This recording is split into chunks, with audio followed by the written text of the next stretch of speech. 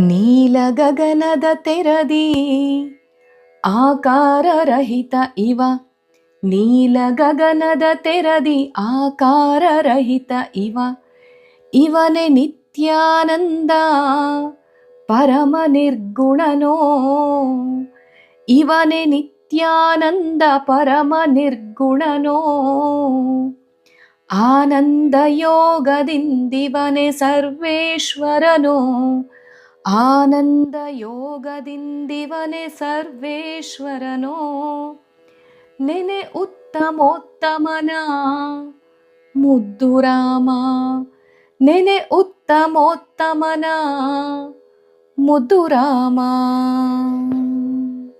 ನೀಲ ಗಗನದ ತೆರದಿ ಆಕಾರರಹಿತ ಇವ, ಇವನೇ ನಿತ್ಯಾನಂದ ಪರಮ ನಿರ್ಗುಣನೋ, ನೆನೆ ಉತ್ತಮೋತ್ತಮನ ಮುದ್ದು ರಾಮ. ಈ ಪದ್ಯ ಕೇಳ್ತಿದ್ದ ಹಾಗೆಯೇ ನಮ್ಮಲ್ಲಿ ಒಂದು ಘಟನೆ ನೆನಪಾಗುತ್ತೆ. ಅದನ್ನು ನೆನಪಿಸ್ಕೊಂಡ್ರೆ ನೀವು ಕೇಳತಕ್ಕಂಥವು ನಿಮಗೆ ಮೈ ಜುಮ್ ಅನ್ನತ್ತೆ. ವಿವೇಕಾನಂದರು ಪ್ರಶ್ನೆ ಹಾಕಿದ್ದರಂತೆ, ದೇವರು ಅನ್ನವನು ಹೇಗಿದ್ದಾನೆ, ಯಾರು ಉತ್ತರಿಸುತ್ತೀರಿ ಅಂತ.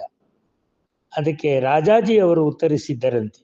ಏನಂತ ಹೇಳಿದರೆ, ಒಂದೇ ಒಂದು ಪದದಲ್ಲಿ ಅವನ ಅಗಾಧ ಶಕ್ತಿಯನ್ನ, ಅನೂಹ್ಯ ಶಕ್ತಿಯನ್ನ, ಅದ್ಭುತ ಶಕ್ತಿಯನ್ನ, ವೈಚಿತ್ರತೆಯ ಶಕ್ತಿಯನ್ನ ಬಣ್ಣಿಸಬೇಕು ಅಂತ ಹೇಳಿದಾಗ ರಾಜಾಜಿಯವರು ಕೊಟ್ಟ ಉತ್ತರ ನೀಲಮೇಘ ಶ್ಯಾಮ ಅಂದ್ರಂತೆ.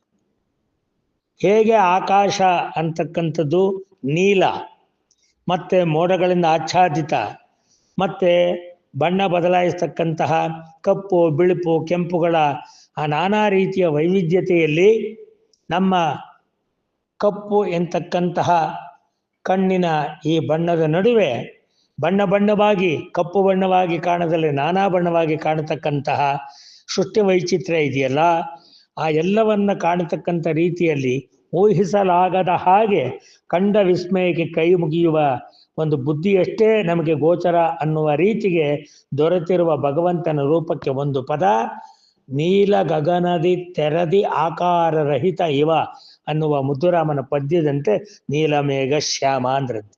ಎಂಥ ಮಾತು ನೋಡಿ. ಆದ್ದರಿಂದ ತರ್ಕಗಳನ್ನು ಬಿಟ್ಟು ನಾವು ನೆನೆಬೇಕಾದದ್ದು ಆ ರೀತಿಯ ಸೌಂದರ್ಯವನ್ನು ಸೃಷ್ಟಿಸಿಕೊಟ್ಟಿರುವ ಉತ್ತಮೋತ್ತಮನನ್ನ. ಹೇ ಪುರುಷೋತ್ತಮ, ನರನ ಮರೆಯ ನರೋತ್ತಮ, ಓ ಉತ್ತಮೋತ್ತಮ, ನೀನು ಪ್ರಕಟವಾಗಲೆಂದೇ ಮರಳಿ ಮರಳಿ ಹುಟ್ಟಿದೆ ಅಂತ ಕೈ ಮುಗಿಯೋಣ.